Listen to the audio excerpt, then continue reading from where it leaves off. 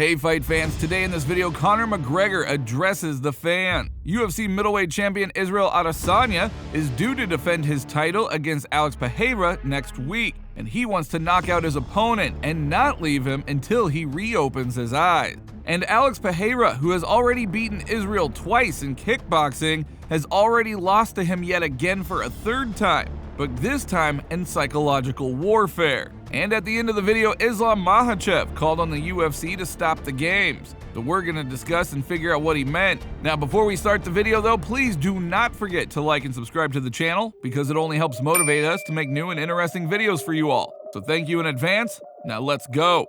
I want to make a horror movie out of this, Adesanya said to TMZ. I want to be the first person he sees when he wakes up. I have to make sure I'm right in his line of sight and that he's looking at me. Now, having already lost to Pereira twice in kickboxing, Israel Adesanya believes that his striking technique is far better suited for mixed martial arts. With all due respect to kickboxing, I have always felt that my punching technique is better suited to MMA because of the size of the gloves, the freedom to attack, and the ability to clinch and throw an opponent. Here, I have the opportunity to throw elbows, and I know that he is good at this too, but I have been doing this for much longer. The game is over, Adesanya posted on social media with a photo with his teammates. Now, I agree that Izzy maybe hasn't had much interesting or dangerous opponents for a while now, and in addition to his background in kickboxing, Alex Pereira has another advantage though that other contenders who have fought Adesanya did not have. He is not afraid of Izzy. Alex Pereira believes that he has already beat Israel Adesanya for a third time, but this time with psychological warfare. He and his team don't want this fight, Pereira told MMA Fighting. When I signed up with the UFC, he said he wanted to fight me, but only after I had 4 fights. Why? It's just that he hoped that I would lose, and then he would say, "You wanted me to fight this guy?" Immediately after it was announced that my next fight would be for the belt, he and his team said it was unfair that Adesanya had a lot of fight, which means I should fight the same number. I hear it and perceive it as something positive for myself. This proves that he was only faking it when he said he wanted to fight me, and that he and his team are already mentally shaken and broken. So what do you guys think? Is it true that Adesanya was bluffing in hopes that Pereira would lose one of his first 4 fights? He won't go into this one thinking, wow, this guy's beaten me twice before, oh my God. No, that's not going to be the case. Well, it is quite probable, and Dana White is getting tired of Izzy's fights being called boring and having the fans leave the stands. But this one is fundamentally a very different fight for Adesanya. See, his last fights might have been boring, but he did do his job and he came away with the win. And now, they want fight of the night. It's not just a matter of principle, so I think that Izzy will put on a great performance. I think Israel gonna win the fight, and I'm still gonna beat the one who beat him, Pereira is tough, he's very strong, but I know that he beat him twice, I think so, in K1, yeah, but K1 is not MMA, and Izzy is, just tricky too fast, and just he's gonna win by points. Now, before making this video, watching all of his fights, commercials, and promos in which the UFC media machine is trying to promote Alex Pereira, one has to wonder, what has he done in MMA that he would be considered a serious threat to Adesanya? He hasn't really done much for quite a long time. As part of MMA, he did not beat anyone from the elite of the division. Besides, it is quite obvious that he was not even given any wrestlers to really completely bring him to the title, neither in his technical aspect or in experience or really in any other areas. Now, I do not see the total superiority of Alex in any area or aspect that we could say that he is totally going to crush Izzy. But Izzy's pluses have a weighty argument for that final bet. And what is it? Revenge. That's why I'm sure that in this fight, in order to defeat Adesanya, he's going to be going hard. But we're gonna find out. I'm very interested though in what you guys think and who has the best chance of winning. Trust me, the first time I told you, it was an error on my part spamming right hand, and that was in kickboxing.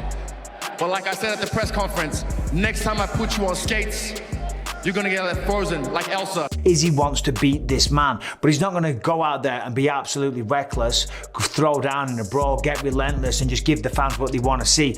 This man, he said, getting the win back over Pereira, that means more to him than anything. Listen, stepping in there, of course the belt's on the line, but more importantly, there's pride as a man. And Israel Adesanya is a proud motherfucker. He wants to be able to say, hey, listen, I beat you when it really matters. Take your little kickboxing matches that not many people watched, but when it really mattered at UFC 281, Madison Square Garden, with thousands of media in attendance, millions of people watching all over the world, potentially millions watching on pay-per-view. Almost every single country on planet Earth, there will be people watching. And as far as Conor McGregor goes, as you know, fans have become less and less convinced of Conor's promises that he is going to return to the octagon and win back all of his championship belts. The former double champ decided that he would actually be more convincing if he addressed everyone in a monkey mask. I told you I'd be back.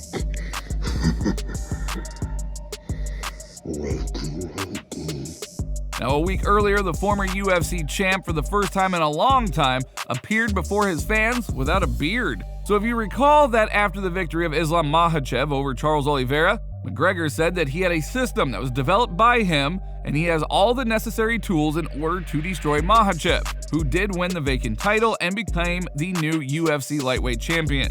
At the same time, UFC President Dana White has officially confirmed that Conor McGregor has dropped out of the USADA testing pool, which means that he will not be returning to the octagon for at least 6 months. The massive musculature that the Irishman has built up suggests that he has no plans of complicating his life with some doping tests quite yet. The reigning UFC lightweight champion Islam Makhachev asked the UFC to decide when and whom he will make his first title defense against. I'm not sure if the UFC wants February in Australia or March in Vegas, he wrote on social media. Honestly, I don't care where and with whom I fight. I never chose my opponents. Just send a contract and stop playing game. It was assumed that the Russian will hold his first defense on February 11th at UFC 284 in Australia against the best pound-for-pound fighter in the organization, Alex Volkanovski. But the other day, Makhachev said that the winner of the fight between Dustin Poirier and Michael Chandler could get a title chance. Now, those guys are fighting on November 12th at UFC 281 in New York. And also in this case, Beneil Dariush deserves his title shot next. It is clear that the UFC has other plans though, but Dariush himself is sure that the organization does not want to give him a title fight. However, Dariush did come back and say that all is good with the UFC now, so who knows what his future actually holds. We're just gonna see how everything develops. But that is all for today, so if you guys like this video, please do not forget to like and subscribe to the channel, because again, it only motivates us to make new and interesting videos. Thank you guys in advance, and we'll see you soon.